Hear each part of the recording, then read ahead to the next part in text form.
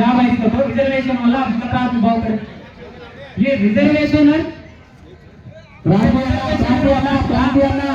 5 నిమిషాలన్నా క్రాంతి అన్న అన్న 5 నిమిషాలన్నా 5 నిమిషాలు దయచేసి మనం ఎదగాలి అన్నప్పుడే మనకు యూనిటీ ఉండాలి. మనలో యూనిటీ లోపించడం వల్లనే కదా ఈ వ్యవస్థ ఈ దాకా వస్తుంది. నేను ఒకటే చెప్తున్నా, స్వయం బాపురావు గారిని కానీ తెల్ల వెంకటరావు గారిని సూటిగా ప్రశ్నిస్తున్నా, ఖబర్దార్ బిడ్డ, మీ రాజకీయ ప్రయోజనాల కోసం ఇప్పుడున్న రాజకీయ నాయకులను కూడా మేము ఒకటే సూటిగా ప్రశ్నిస్తున్నాం. మీరు కానీ మీ రాజకీయ ప్రయోజనాల కోసం మా చిచ్చు పెట్టే ప్రయత్నం కానీ చేస్తే బిడ్డలకు పుట్టగత్తులు ఉండకుండా చేస్తామని మేము సభాముఖంగా తెలియజేస్తున్నాం. ప్రచారాలు అంటే ఆశమార్గం కాదు బిడ్డ, మేము మంచిగా ఉంటేనే మంచిగా ఉంటాం, తెగిస్తే తెగించి కొట్లాడతాం, దేనికైనా తెగిస్తాం. ఇది షాపింగ్ మాత్రమే, ముందు కార్యాచరణ ముందు ఉంటది. ఇక్కడే కాదు, ఇక్కడ జిల్లాలో మాత్రమే మేము ఇప్పుడు మొదలు పెట్టినాం. రాజధానిని ముట్టడించి బంజారాల పవర్ ఏంటో కూడా మేము చూపిస్తామని కూడా సభాముఖంగా తెలియజేస్తున్నాం.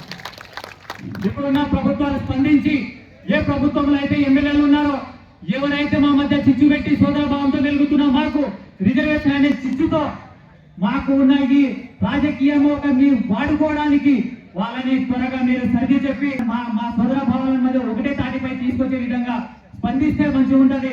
లేని ఎడల మీరు మీ యొక్క రాజకీయ భవిష్యత్తు ప్రశ్నార్థంగా మారుతానని కూడా ఈ సభాముఖంగా తెలియజేస్తున్నాను. నేను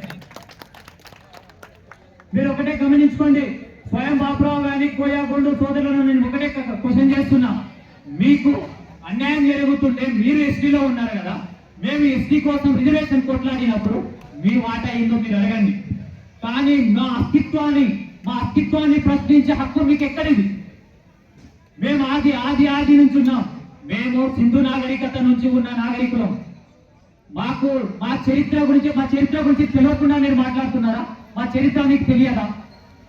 మా అస్తిత్వాన్ని ప్రశ్నించే హక్కు మీకు ఎక్కడిది? మేము లంబాడలము కాదు అని అనేవాళ్ళు మీరు ఎవరు?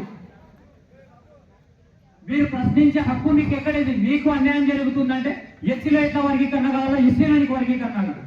నీకు న్యాయం జరగకపోతే అప్పుడు మేము లంబడలమా కాదు, మీరు ఎస్టీలే కాదు, ఎస్టీల నుంచి తీసివేయండి అని కోర్టులో కేసు వేసే హక్కు మీకు ఎక్కడిది?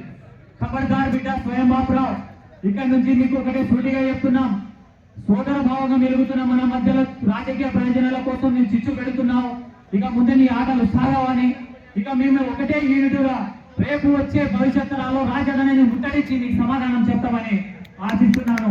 మీరందరూ ఇంత యూనిట్గా ఈ వేదికని ఇంత విజయవంతం పేరున మీ అందరికీ పాదావందనం తెలియజేస్తూ ముగిస్తున్నాను. జై శివరాం, జై బంజారా.